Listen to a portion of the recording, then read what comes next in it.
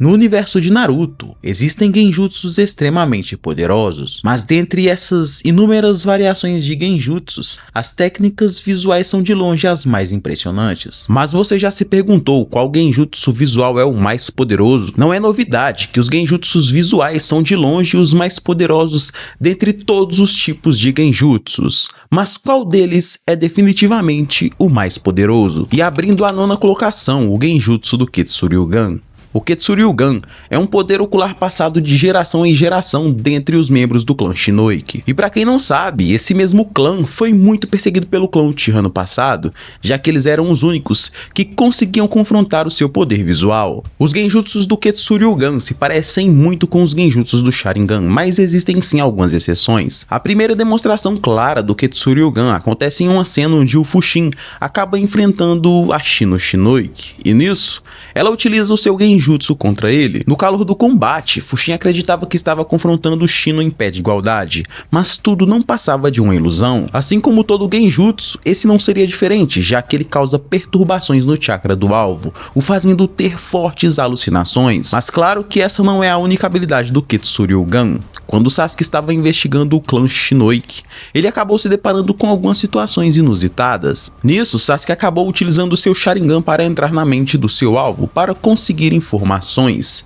Nesse processo, ele acabou sendo pego por uma armadilha de genjutsu do Ketsuryugan. Basicamente, o que a Shino Shinoiki fez foi colocar armadilhas de genjutsu na mente dos seus subordinados, impedindo com que alguém conseguisse extrair quaisquer informações deles. Não é à toa que o clã Uchiha era o único clã que conseguia fazer frente ao poder ocular dos Shinoiki. E na oitava colocação, os genjutsus do Sharingan.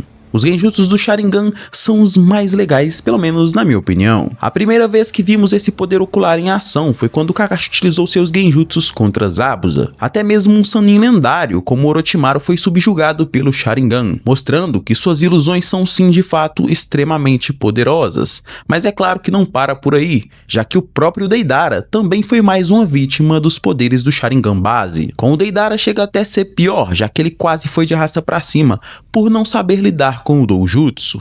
Os genjutsus do Sharingan são tão sutis que, dependendo do nível do usuário, como é o caso do Itachi ou do Shisui, você vai simplesmente ser pego e nem vai saber o que realmente está acontecendo. E é exatamente por isso que eu acredito que os genjutsus do Sharingan ficam acima do poder dos Shinoiki. Exatamente porque fica mais do que comprovado que o Sharingan se sobressai quando Sasuke reflete as ilusões de Shino Shinoiki usando seu Sharingan base. Acima dos genjutsus do Sharingan, na sétima colocação, fica os genjutsus do Mangekyo Sharingan. Se você acreditava que os genjutsus do Sharingan eram poderosos e sutis, os genjutsus do Mangekyo Sharingan vão muito além. Tivemos algumas demonstrações com genjutsus básicos do Mangekyo Sharingan, como por exemplo, quando Sasuke utilizou os poderes do seu Mangekyo contra o Danzo. Mesmo sendo pego, Danzo acaba surpreendendo Sasuke, afinal ele já tinha um bom controle do seu chakra e de suas técnicas.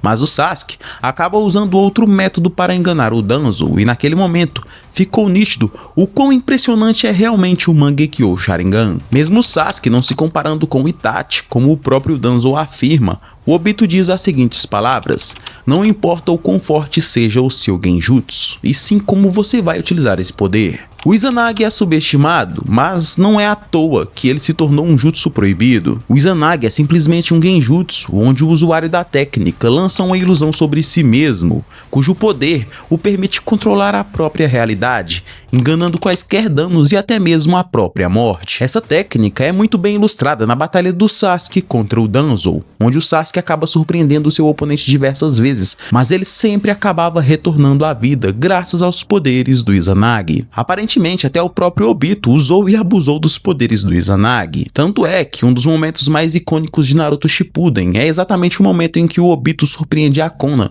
após sobreviver ao seu ataque massivo. E tudo isso só foi possível graças aos poderes sobrenaturais do Izanagi. Já o Izanami é totalmente o contrário. Além de ser um genjutsu poderosíssimo, ele também é um genjutsu silencioso. Com base em sensações criadas em um combate, O oponente só vai se dar conta de estar preso no Izanami quando vivenciar o mesmo looping diversas vezes. E o pior disso tudo é que não importa se você tem ou não um bom controle de chakra ou uma habilidade que manipula sua própria realidade, como é o caso do Izanagi. Uma vez que o oponente é pego pelo Izanami, a luta acaba na mesma hora. Mas e na sua opinião, entre o Izanagi e o Izanami, qual você consideraria o melhor genjutsu para se utilizar em combate?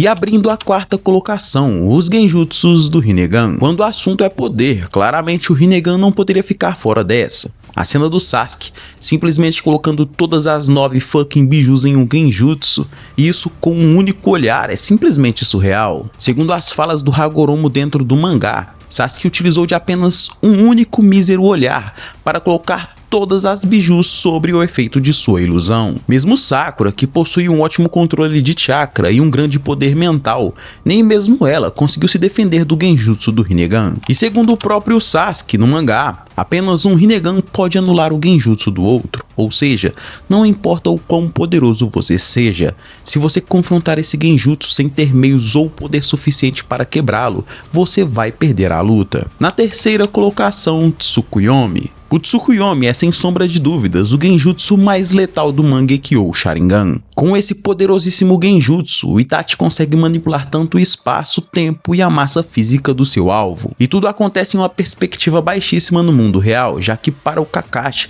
havia se passado apenas um único segundo desde que ele havia caído no Tsukuyomi. A potência desse genjutsu foi tão grande que mesmo resistindo bastante, o Kakashi ainda ficou em coma por vários dias. Mas os poderes do Tsukuyomi vão muito além do que foi demonstrado no mangá.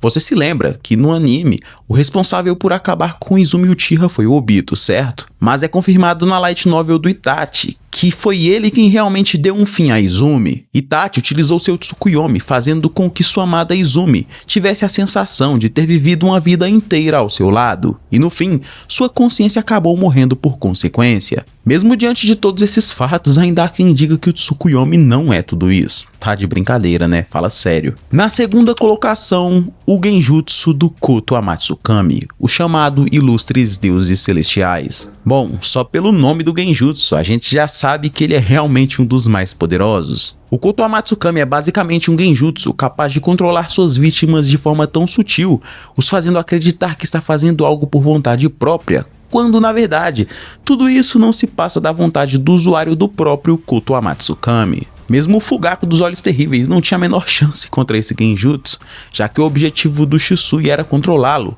para interromper um possível golpe de estado do clã Uchiha, mas infelizmente não vimos o Shisui realizando esse grande feito. Mas o Koto Amatsukami é sim utilizado dentro da obra. A primeira vez que vimos o Koto Amatsukami sendo utilizado foi quando Danzo utilizou esses poderes para controlar o Mifune na reunião dos 5 Kages. E bom, pode-se dizer que se ele não fosse descoberto, que seus planos dariam sim certo graças aos poderes visuais do Mangekyo Sharingan. Mas o maior feito de controle do Koto Amatsukami acontece durante a Quarta Grande Guerra Ninja.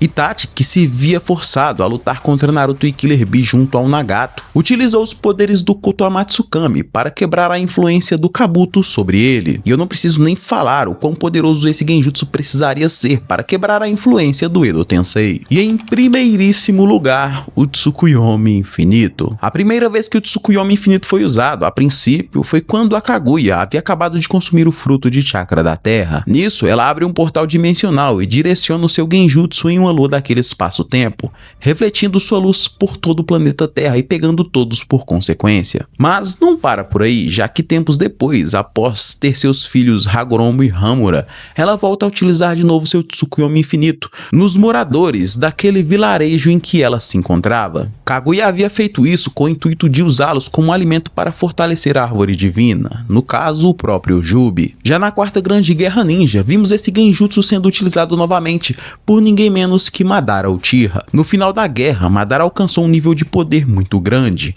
algo além do que qualquer ninja jamais imaginou. Nisso, ele utilizou os poderes do Rinne Sharingan para refletir o seu doujutsu na lua e aplicar o Tsukuyomi Infinito sobre todo o planeta Terra. E claro, como consequência, ele acaba pegando todos com esse poderosíssimo genjutsu, seja civis, animais e até mesmo todos os ninjas que se encontravam na Quarta Grande Guerra Ninja. A única exceção realmente foram os protagonistas, já que o Sasuke possuía o Rinnegan e acabou livrando todo mundo ali, criando um Susanoo a partir desse doujutsu. E caso o alvo não tenha um Rinnegan, como Sasuke possuía naquele momento, não importa se ele possui os poderes dos 6 caminhos ou qualquer coisa do tipo, uma vez sob a influência desse genjutsu, a luta acabará na mesma hora. E pela escala que esse genjutsu é aplicado, não é à toa que ele ficou aqui sim em primeiríssimo lugar. Mas e aí, você concorda ou não com esse ranking? Já deixa sua opinião aqui nos comentários e claro, já ranqueia também os genjutsus que você considera os mais poderosos. Mas olha só,